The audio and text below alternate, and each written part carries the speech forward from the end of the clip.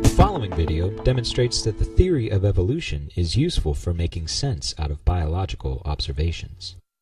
According to an article published in the American Journal of Clinical Nutrition in 1991, vitamin C is unique, as its essentiality as a nutrient is restricted to only a limited number of exceptional species among phylogenetically higher animals. In other words, nearly all higher animals can synthesize vitamin C.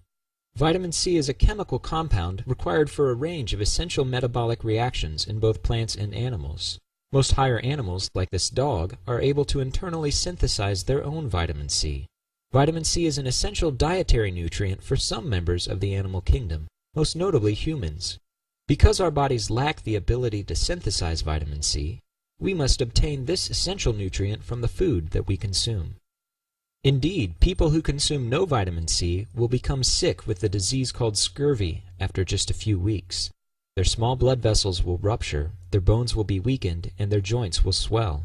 Without vitamin C, death will likely occur within a few months.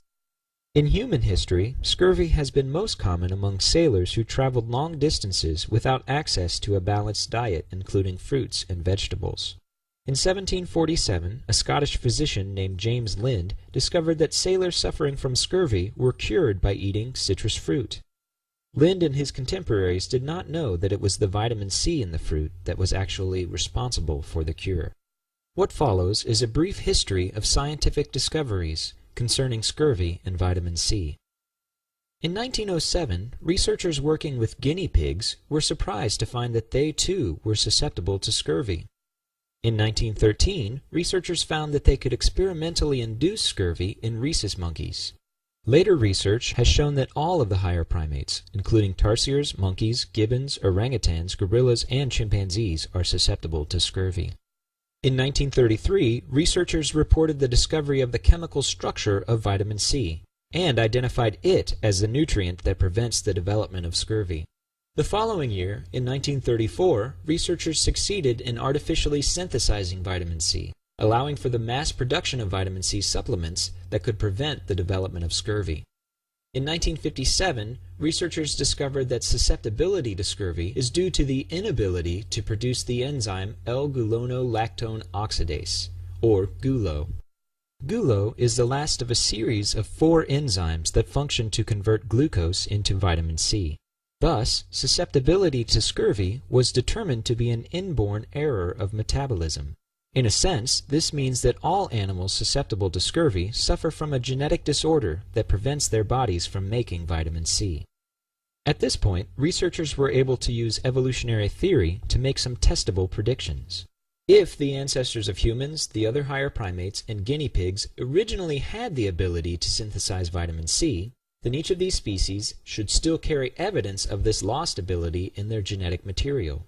In addition, researchers predicted that humans and the other higher primates would likely have the same cause for this lost ability, since the scientific evidence suggests that they have all descended from a relatively recent common ancestor.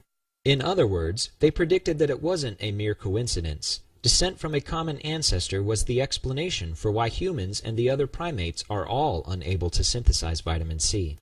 Finally, researchers predicted that guinea pigs, a species that was known to be only distantly related to primates, would most likely show evidence of a different cause for this lost ability.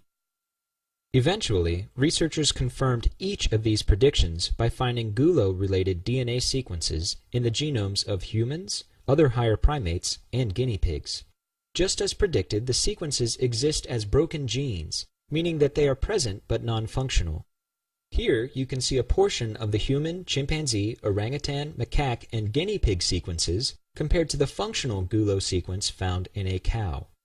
This evidence suggests that a frameshift mutation is what originally rendered the GULO gene non-functional in the ancestor of the higher primates by creating a premature stop codon.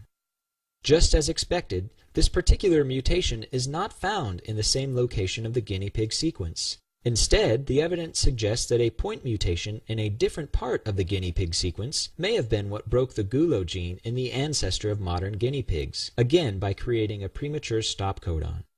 These completely separate mutations both had the same result. They deactivated the gulo enzyme and rendered the bearers of the mutation, and all of their descendants, unable to produce their own vitamin C. For the animals that originally inherited these mutations, their natural diet probably provided all of the vitamin C they needed. This explains how such a seemingly harmful mutation could become so prevalent that it is now found in all members of these populations. A closer analysis of the DNA sequences confirms another prediction of evolutionary theory. In comparison to humans, the chimpanzee sequence was the most similar, followed by the orangutan sequence, followed by the macaque sequence, followed by the guinea pig and cow sequences. Furthermore, ever since the original mutations broke the genes, the altered genetic material has accumulated mutations at exactly the rate that is predicted by evolutionary theory. So, there you have it. A close examination of the evidence leads to a powerful explanation of a large set of biological observations. These observations only make sense using the real science of evolution. I'm Jeremy Moan. Thanks for watching my video. This video lesson has been brought to you by Stand Up for Real Science, a website devoted to defending the teaching of mainstream science in public school science classrooms. Visit us at www.anevolvingcreation.net/standup.